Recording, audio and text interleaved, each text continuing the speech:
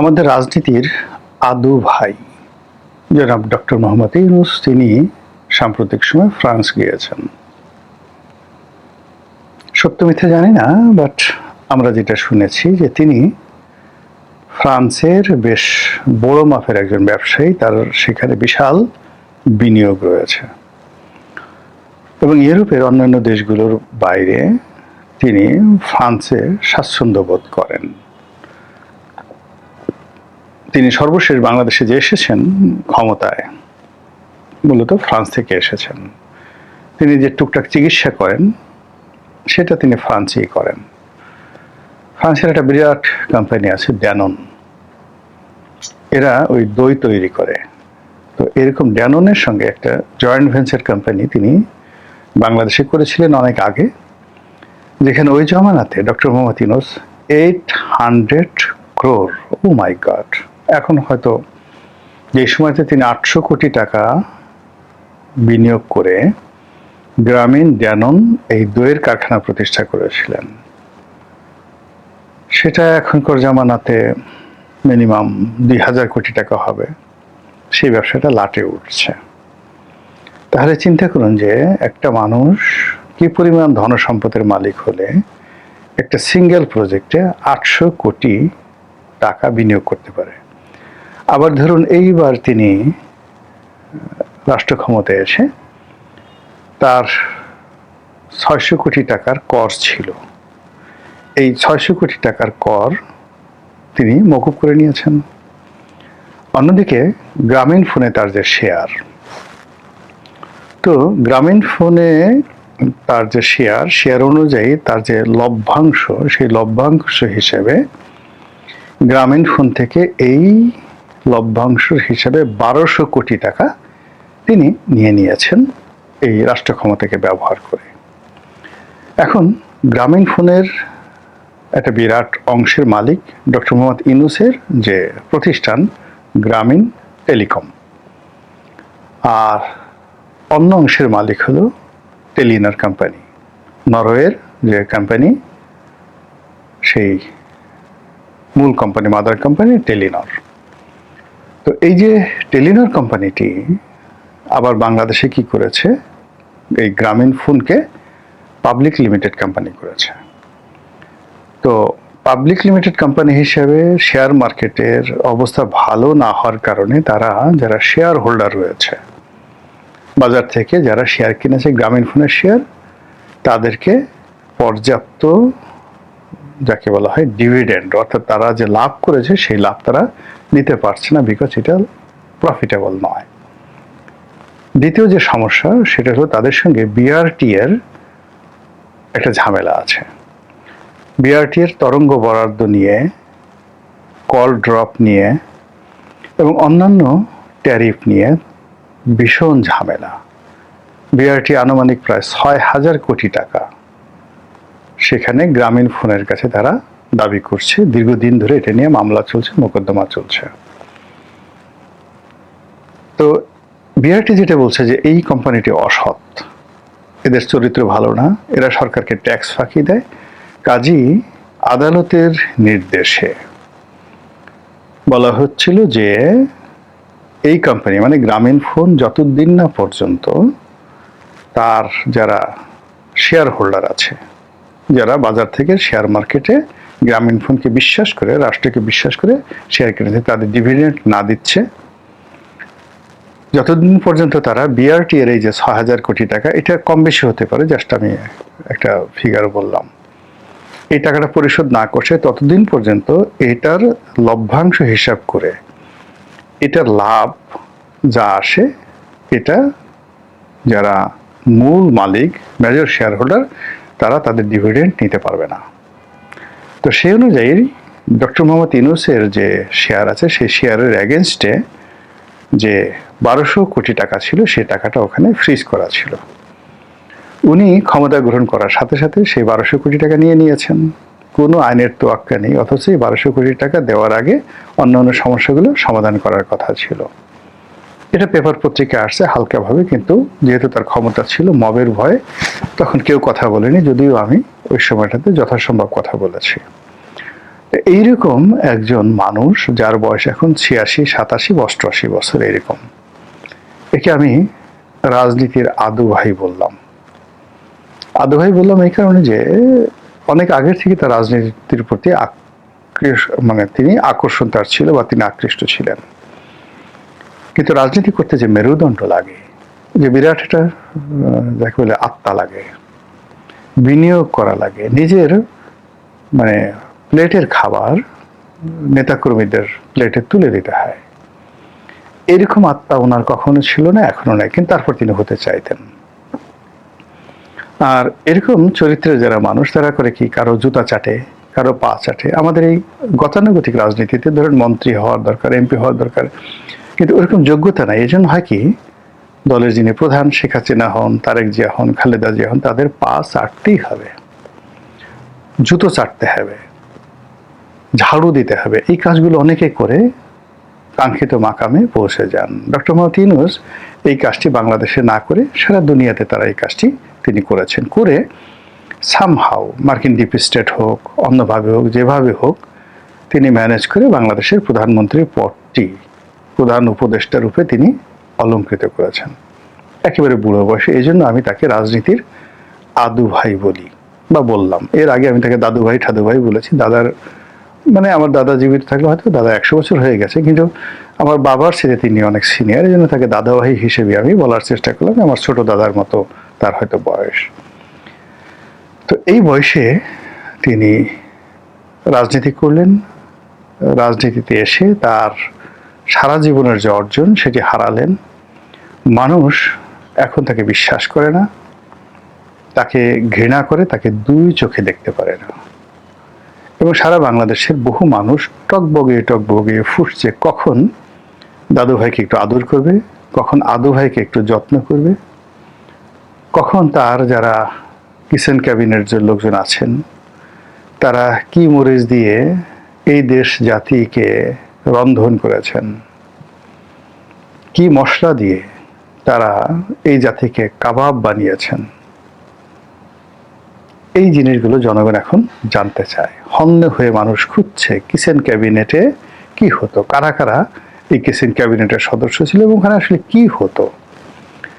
এবং এই লোকগুলো যে আমেরিকা দালাল হয়ে গেল, বা এই লোক যে মার্কিন ডিপ স্টেটের এজেন্ট হয়ে গেল, স্বার্থ কি ছিল, তারা কি পেয়েছে, আর তারা সেই প্রাপ্তির বিনিময়ে এই দেশের কতটা সর্বনাশ করেছে, এগুলো নিয়ে এখন মানুষ চুলচেরা হিসাব করছে, বিশ্লেষণ করছে। প্রায় প্রতিদিনই ডক্টর মোহাম্মদ ইউনূসের বিরুদ্ধে ক্ষোভ বাড়ছে, জনরোষ বাড়ছে। এটা উল্কাপিণ্ডের মতো বাংলার আকাশে বাতাসে ঘুরে বেড়াচ্ছে। মানুষের রাগ, উল্কা যেভাবে প্রবল বেগে বায়ুর যে স্তর রয়েছে, স্তর ভেদ করে এসে জ্বালিয়ে পুড়ে ছারখার করে দেয় সবকিছু, ওইরকম মানুষের রাগ উল্কার গতিতে ছুটছে, সারা বাংলাদেশে ছুটছে।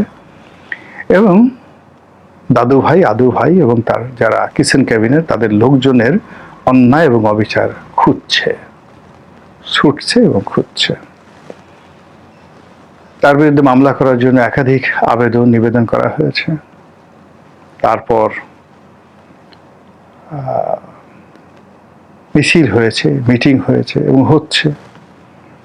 সরকার আপাতত তাকে প্রোটেকশন দিচ্ছে, প্রাণান্ত চেষ্টা করছে, কিন্তু সরকার আসলে কতদিন এটা দিতে পারবে? এর কারণ হলো সরকারেরও একটা লিমিটেশন আছে, আর সরকারের সমস্যাগুলো কিন্তু ডে বাই ডে বাড়ছে। সরকার যে খুব সাধ্য হাতে তুলে রেখেছে তা নয়।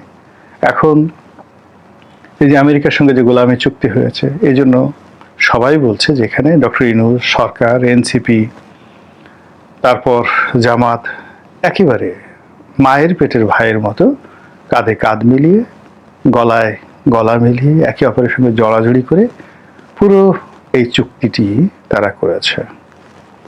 জামাত অবশ্য বলার চেষ্টা করছে আমরা করিনি, আমরা জানি না, কিচ্ছু জানি না, কিন্তু এনসিপি এখন পর্যন্ত তেমন কিছু বলেনি। অন্যদিকে ডক্টর মোহাম্মদ ইউনূস তো তার বলার কোনো ভাষা নেই, আর তারেক রহমান সাহেবও কিচ্ছু বলেননি। এবং যতই দিন যাচ্ছে তত বিএনপির বিরুদ্ধে এই চুক্তি করা, এই চুক্তি করে ক্ষমতায় আসা, এই চুক্তি বাস্তবায়নের মাধ্যমে দেশের 12টা বাজানো নিয়ে মানুষ বিতর্ক করছে। এই বিতর্ক থাকবে না, এই বিতর্ক একসময় বিক্ষোভে পরিণত হবে। এবং এই যে বিএনপি, তার বাইরে যে রাজনৈতিক দলগুলো রয়েছে, অর্থাৎ যারা গৃহপালিত বিরোধী দল, জাতীয় পার্টির মতো গৃহপালিত বিরোধী দল হিসেবে আছে, যারা আমিদের সঙ্গে মামু হিসেবে আছে তারা, এবং ওই যে সরকারের মধ্যে যারা ইনু, মেনন, তারপরে আরেকজন ছিল কি বড়ুয়া, বিভিন্ন লোকজন, শেখ হাসিনার যারা লেসপেন্সার ছিলেন, এরকম বিএনপিরও বেশ কিছু লেসপেন্সার জুটে গেছে, যারা নামকাওয়াস্তে বিরোধী দল কিন্তু সরকারের অংশীদার।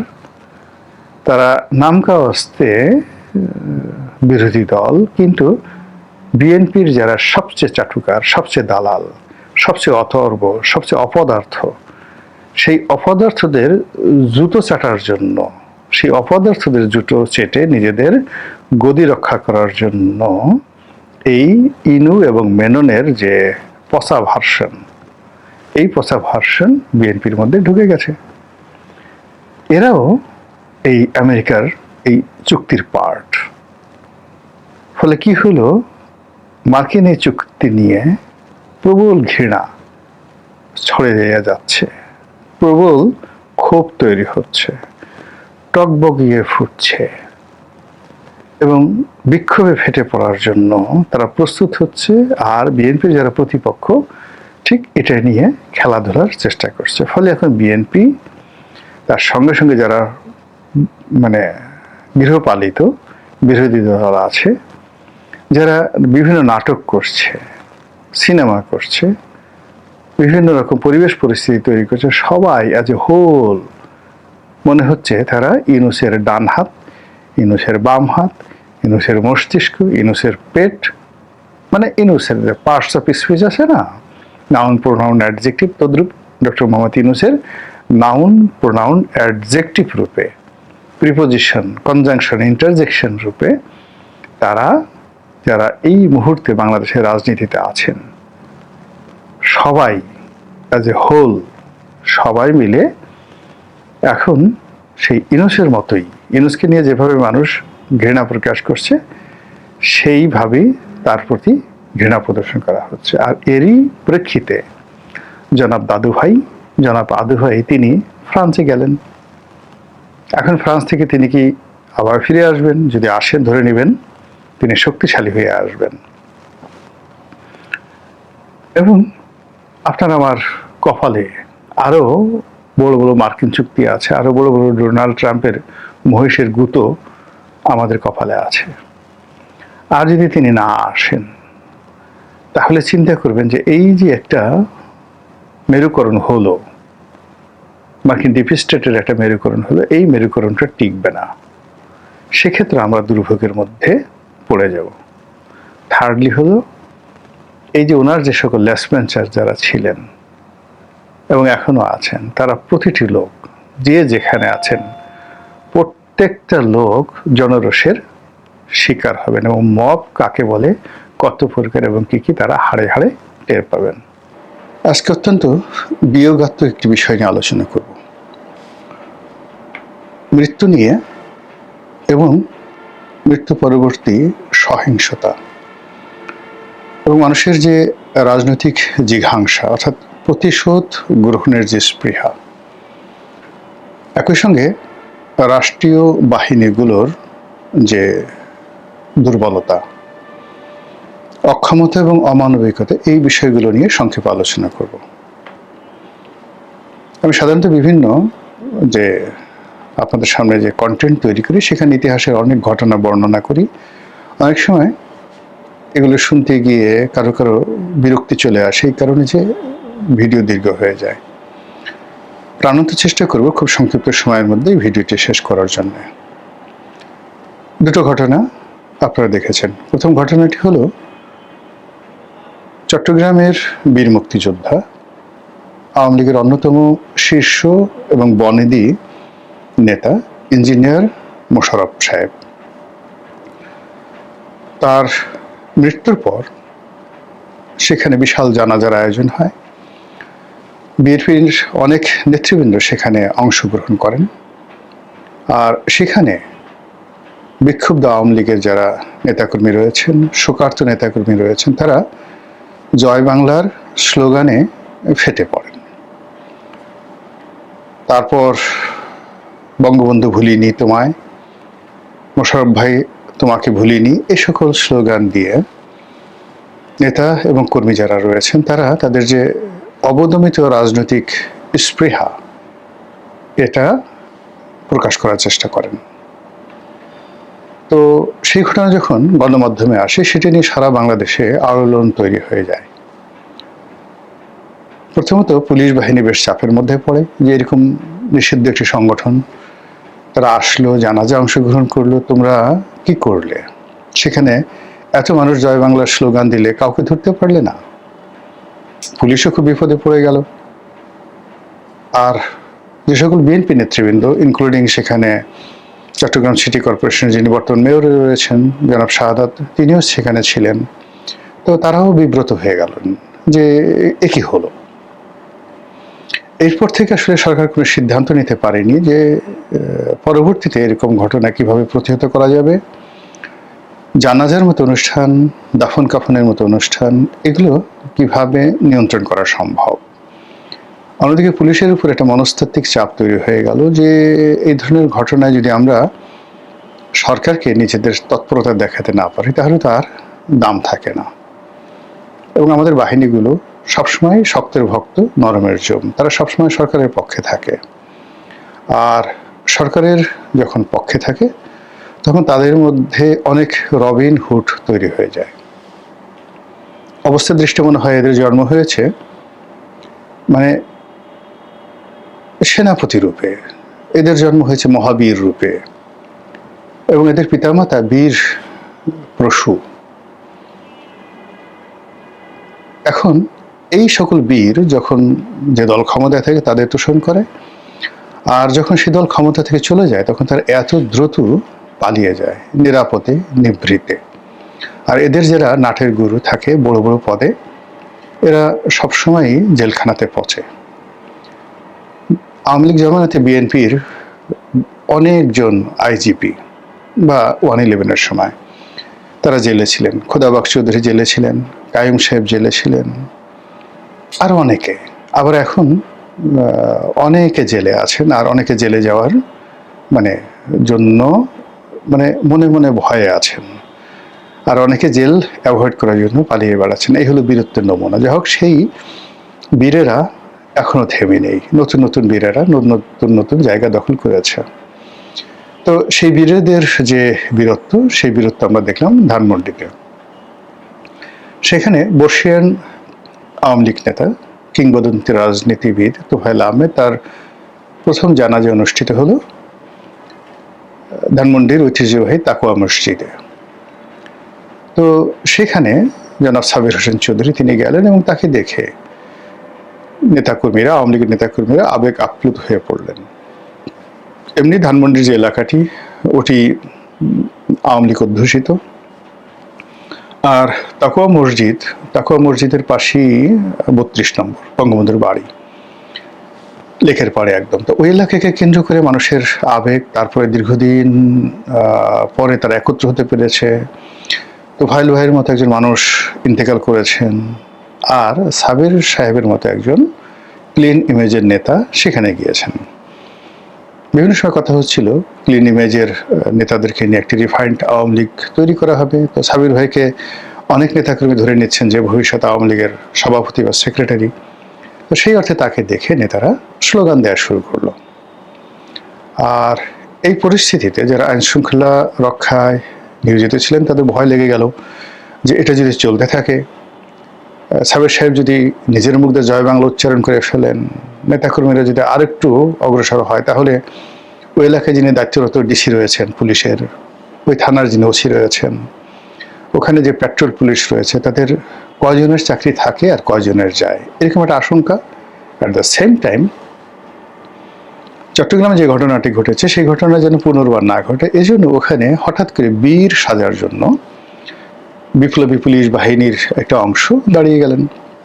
তারা বেধড়ক লাঠিচার্জ শুরু করলেন। 50-এর মতো সেখানে গ্রেপ্তার করা হলো। অপরাধ, নিষিদ্ধ সংগঠন, নিষিদ্ধ স্লোগান জয় বাংলা কেন দেয়া হলো। ভালো কথা, ঘটনা সেখানেই শেষ। এরপর হেলিকপ্টারে করে লাশ চলে গেল ভোলাতে, জনাব তোফায়েল আহমেদের কর্মস্থলে, জন্মস্থলে। তো সেখানে নানা রকম বিরূপ প্রতিক্রিয়া থাকবে। দীর্ঘদিন রাজনীতি করেছেন, 7বার 8বার সংসদ সদস্য হয়েছেন। বর্ণাঢ্য সেই যে 60-এর দশক থেকে ধরুন 65 থেকে 2025 এই সময়টা তো তিনি প্রায় অ্যাক্টিভ ছিলেন। এই সুদীর্ঘ প্রায় 60 বছরের রাজনীতি, 60 বছরের রাজনীতিতে যদি প্রতি বছর 10 জন করে শত্রু হয়, 600 শত্রু তো হয়ে যাবেই। বন্ধু যারা আছে তারা তো খুব অল্প জনই বন্ধুত্বের কথা স্মরণ করে, কিন্তু শত্রু সবসময়ই যাকে বলা হয় সচল থাকে।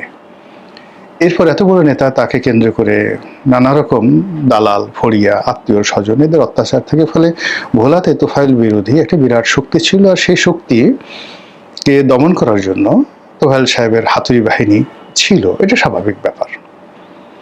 কিন্তু সবকিছুর ঊর্ধ্বে ভোলাকে কেন্দ্র করে, বরিশালকে কেন্দ্র করে, বাংলাদেশকে কেন্দ্র করে, মুক্তিযুদ্ধকে কেন্দ্র করে, রাজনীতিকে কেন্দ্র করে তোফায়েল আহমেদের যে অবদান, যে আবেগ, এটা এই বাংলা কিয়ামত পর্যন্ত স্মরণ করবে।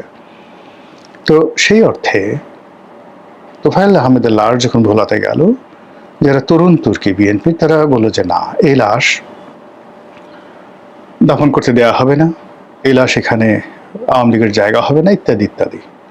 পরে অবশ্য বিএনপির যারা সিনিয়র নেতৃবৃন্দ বা ঢাকা থেকে যারা আরও সিনিয়র নেতৃবৃন্দ, তাদের হস্তক্ষেপে পরিস্থিতি শান্ত হয় এবং অনেক সিনিয়র বিএনপি নেতা এই জানাজায় অংশগ্রহণ করেন। কিন্তু এরপরও মানুষের ক্ষোভ থামেনি। অনেকে বলছে যে আচ্ছা ঠিক আছে, জানাজা হয়েছে, তাতে কি হয়েছে, লাশ তো এখনো কবরে আছে।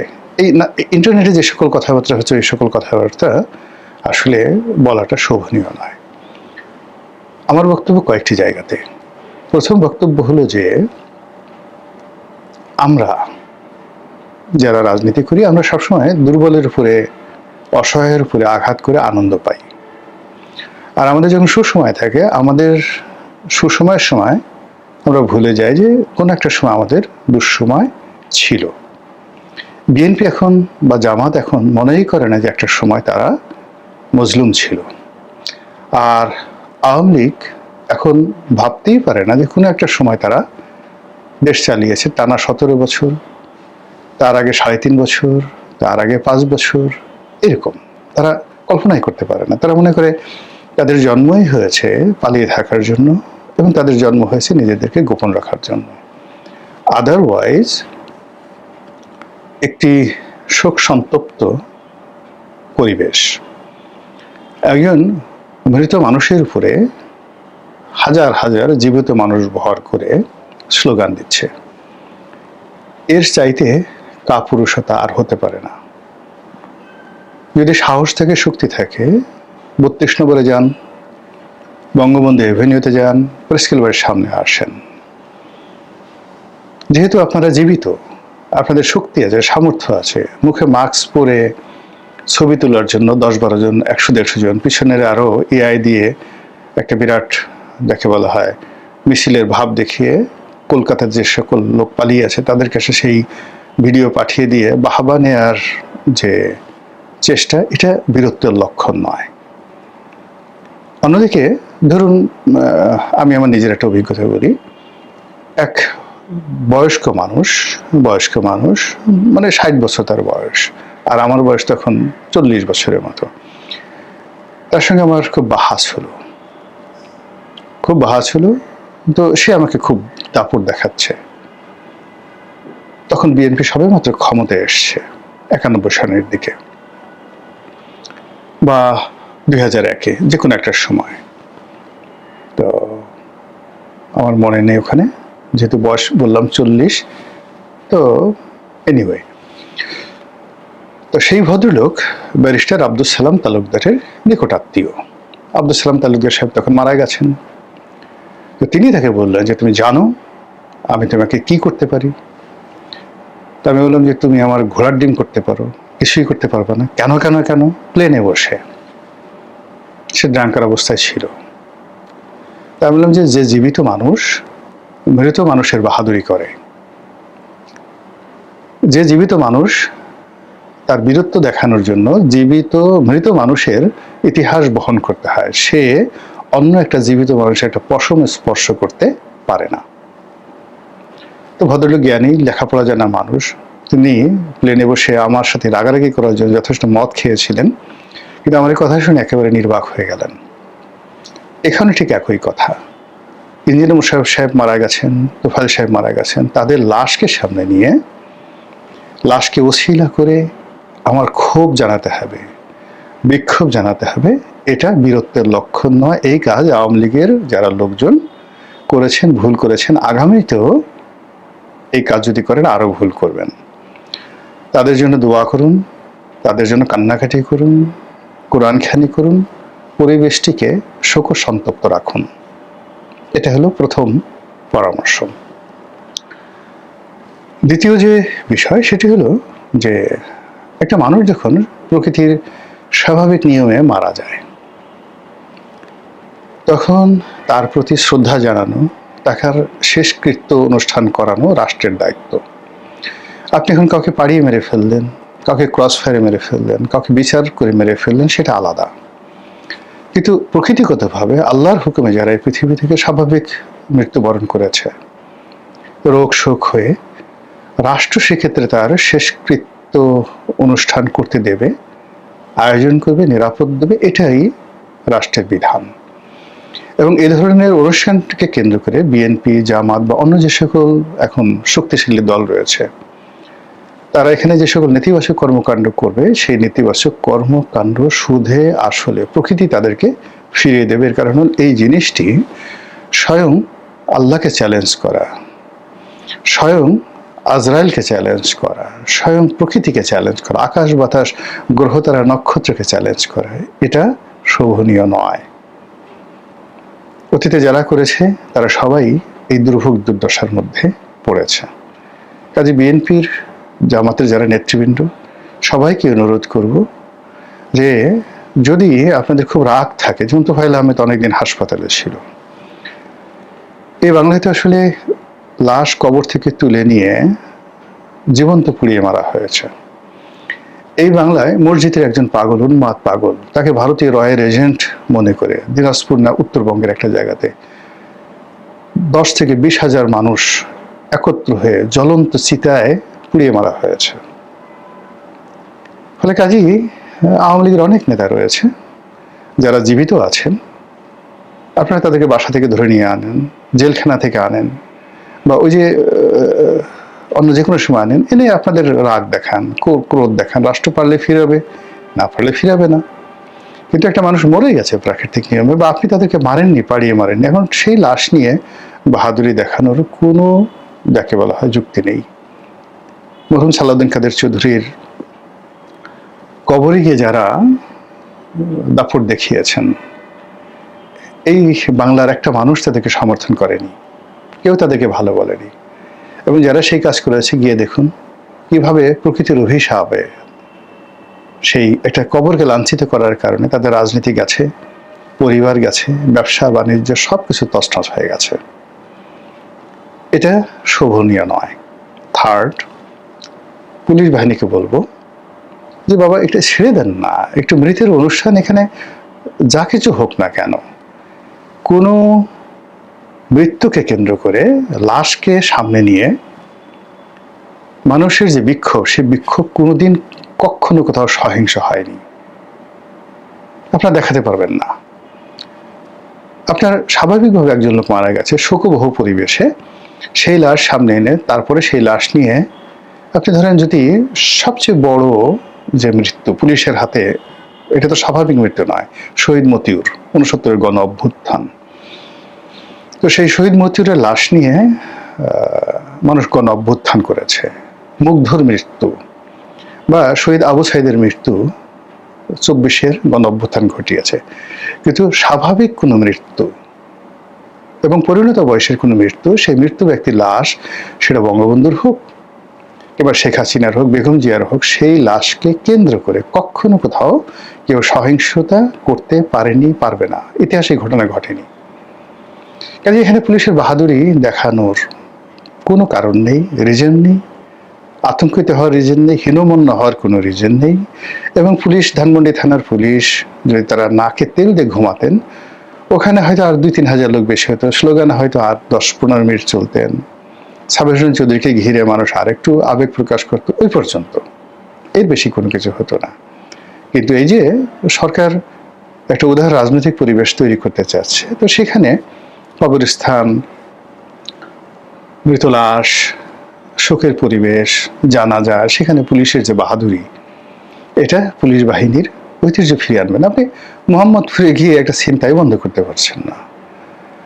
ভোর রাত্রে 2 জন মহিলা গ্রাম থেকে আসছে, এসে সিএনজি থেকে নেমে নিজের বাড়ির সামনে তারা ছিনতাইয়ের শিকার হলেন, তাদেরকে চাপাতি দেখিয়ে সবকিছু লুটপাট করে নেওয়া হলো। সেই ভিডিও দৃশ্য ঘুরে বেড়াচ্ছে, সবগুলো ডিজিটাল মিডিয়া সেটা প্রচার করছে। কিন্তু এখন পর্যন্ত আপনি কি সেই অপরাধীকে ধরতে পেরেছেন? তো সেটা ধরতে পারেননি, তাকুয়া মসজিদে গিয়ে 50 জন জয় বাংলা স্লোগানদারকে ধরেছেন। এই বীরত্ব আমাদের দরকার নেই। আমাদের সেই বীরত্ব দরকার ওই ছিনতাইকারী যারা আছে, অপরাধী যারা আছে, কিশোর গ্যাং যারা